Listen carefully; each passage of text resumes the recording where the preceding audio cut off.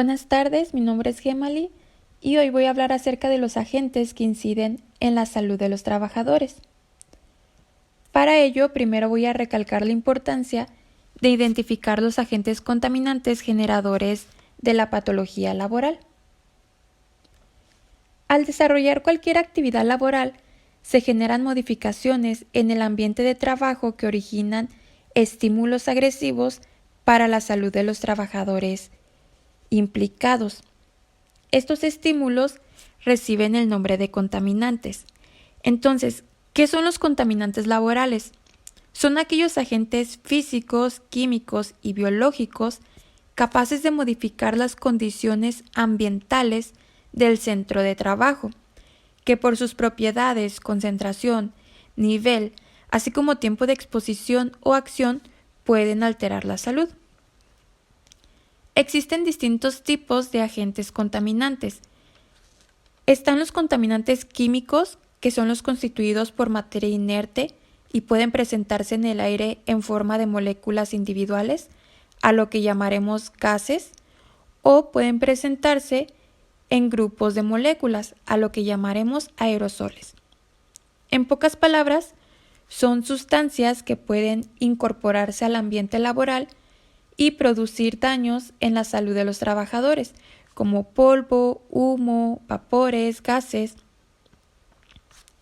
Por otra parte, los contaminantes físicos son distintas formas de energía que, generadas por fuentes concretas, pueden afectar a los que están sometidos a ellas. Estas energías pueden ser mecánicas, térmicas o electromecánicas. En otras palabras, son fuentes de energía que pueden afectar a los trabajadores, como ruido, vibraciones, temperatura, iluminación y radiaciones.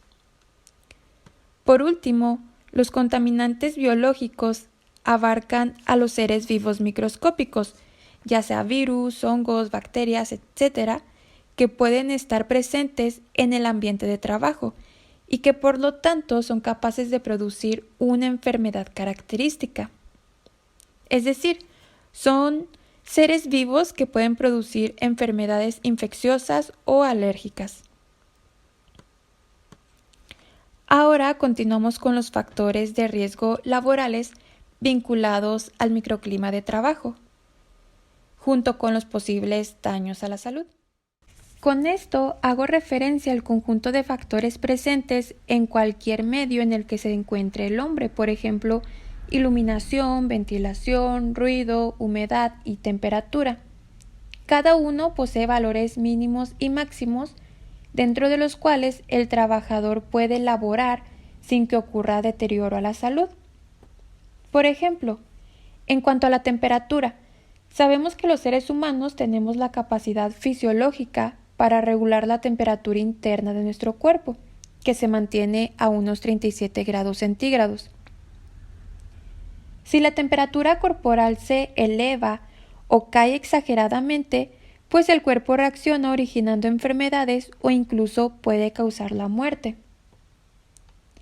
Estas situaciones se dan en trabajos en donde los sitios son cerrados o semicerrados, donde el calor y la humedad sean elevados debido al proceso de trabajo o a las condiciones climáticas de la zona y a la ausencia de medios para minimizar sus efectos. Aunado a esto, existen algunas condiciones médicas que hacen a las personas más susceptibles al calor, tales como enfermedades cardíacas, tensión arterial, diabetes, enfermedades de la piel, y algunas de estas enfermedades también son condiciones médicas que hacen a las personas más susceptibles al frío, es decir, enfermedades cardíacas, tensión arterial, diabetes, enfermedad de Raynaud.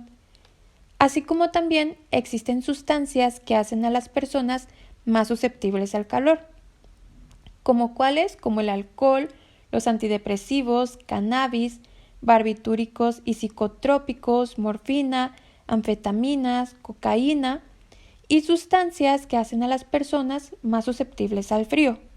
Aquí también se encuentra el alcohol, cannabis, antidepresivos, tranquilizantes, fármacos psicotrópicos e hipnóticos, morfina, anestésicos, insulina, fármacos antitiroideos, etc. En el caso del frío, también se diferencian los trabajos de interior y los de exterior, es decir, hay trabajos que destacan por desarrollarse en condiciones de frío intenso durante todo el año o en estaciones caracterizadas por el frío, como el invierno. Para esto se establecieron algunas medidas de prevención. En el caso de aquellos trabajos que se realicen en temperaturas máximas, se estableció que mientras éste sea en un local cerrado y sea un trabajo sedentario, la temperatura debe ir de 17 a 27 grados centígrados. Cuando se trate de un trabajo ligero, debe ir de 14 a 25 grados centígrados. También se establecieron algunas otras medidas, tanto organizativas como de protección personal. Como medidas organizativas se asignaron periodos de descanso en espacios climatizados. Es importante también la disponibilidad de agua, la rotación de tareas y que el trabajo se realice en horas adecuadas. Como medidas de protección personal se encuentra el prever procesos de aclimatación, equipo de protección individual y control médico. En el caso de aquellos trabajos que se realicen en temperaturas mínimas, se evaluó el riesgo de estrés térmico por frío cuando la temperatura de trabajo sea a menos de 10 grados centígrados. Como medidas de protección, se estableció el portar una vestimenta adecuada, en tener lugares de descanso, tener acceso a bebidas calientes, una buena organización de tareas y una vigilancia sanitaria. También se estableció que en el caso de una temperatura que vaya de 0 a menos 5 grados centígrados en el área de trabajo, la permanencia máxima debe ser de 8 horas y el descanso debe ser de 10 minutos cada 3 horas. Y que conforme vaya disminuyendo la temperatura, debe ir disminuyendo la permanencia máxima en dicha área. Y el descanso, por otra parte, tiene que ir aumentando tanto en tiempo como en número. Otro factor es la humedad. La humedad se define como la cantidad de vapor de agua en el aire. A una temperatura dada, el aire puede alcanzar un máximo nivel de humedad. A esto es a lo que se le conoce como humedad de saturación, que es cuando caen gotas de agua. Pero a nosotros el término que más nos interesa es el de humedad relativa. La humedad relativa es la cantidad de humedad existente en relación con la humedad de saturación expresada en porcentaje. La humedad relativa recomendable está entre el 40 y el 50%.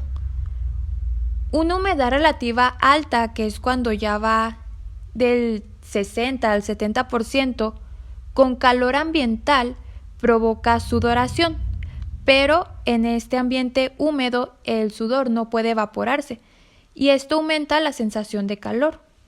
Por otra parte, una humedad relativa menor al 30% puede provocar sequedad de la piel y dermatitis, escozor de ojos y sinusitis, dolores de cabeza, sensación de falta de aire e incluso infecciones.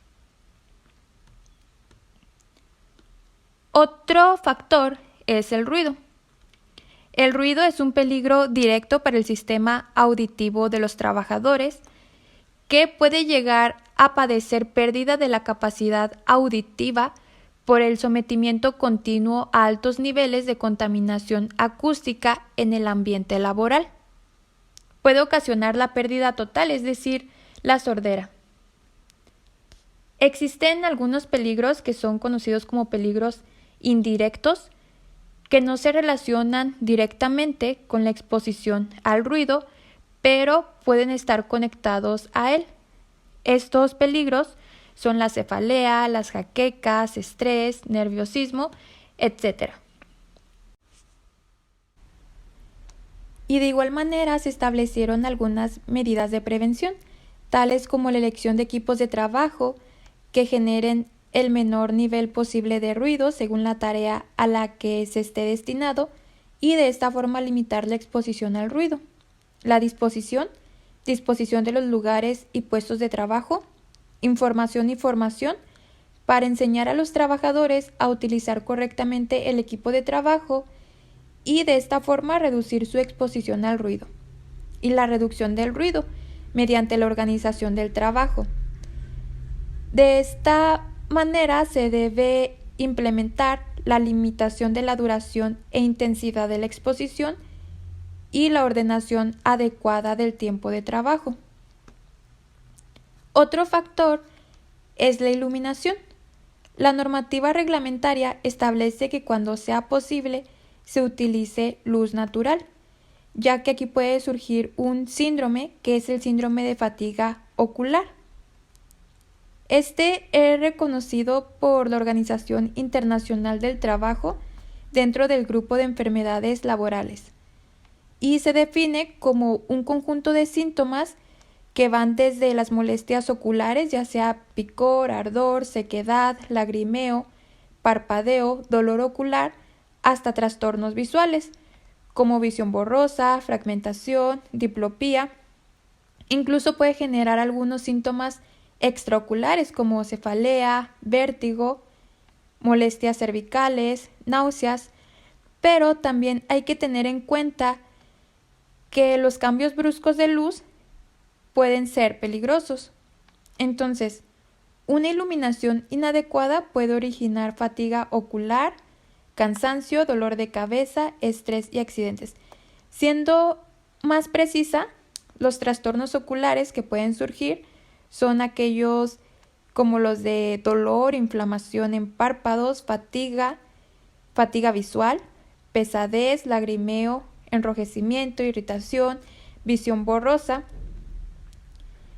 Y cuando exista fatiga general causada por la iluminación, esta se manifiesta como una falta de energía o como un agotamiento, pero hay que tener en cuenta que la fatiga no es exclusiva a la iluminación.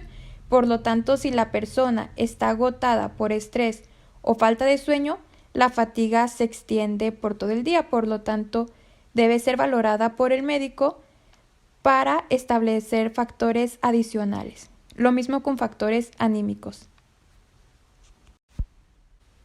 Dentro de las medidas preventivas hay que considerar el nivel de iluminación en función de cada actividad y de la zona de trabajo en la que se realiza.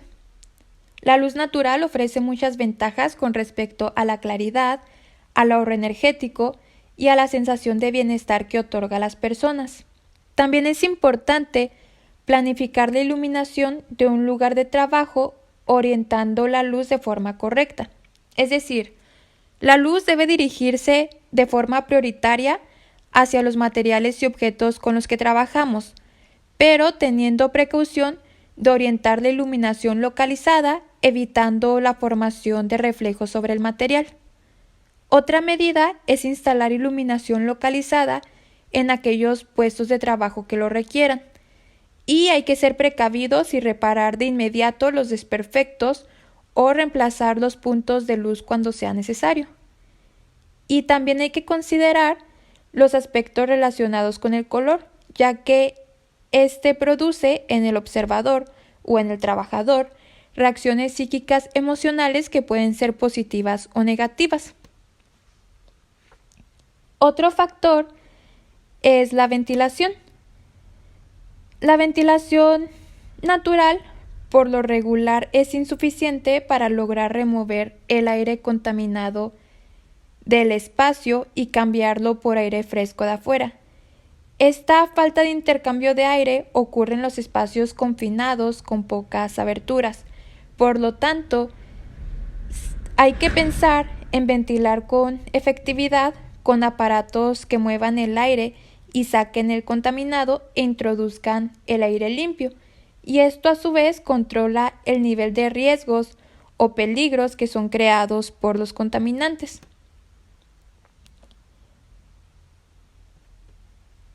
Una contaminación de aire pues trae sus efectos negativos, tales como la presencia de bacterias, ya que cuando el aire recircula, la diseminación de enfermedades puede acelerarse. Y otro efecto negativo es la percepción de olores en el aire, lo cual genera inconformidades para el trabajador.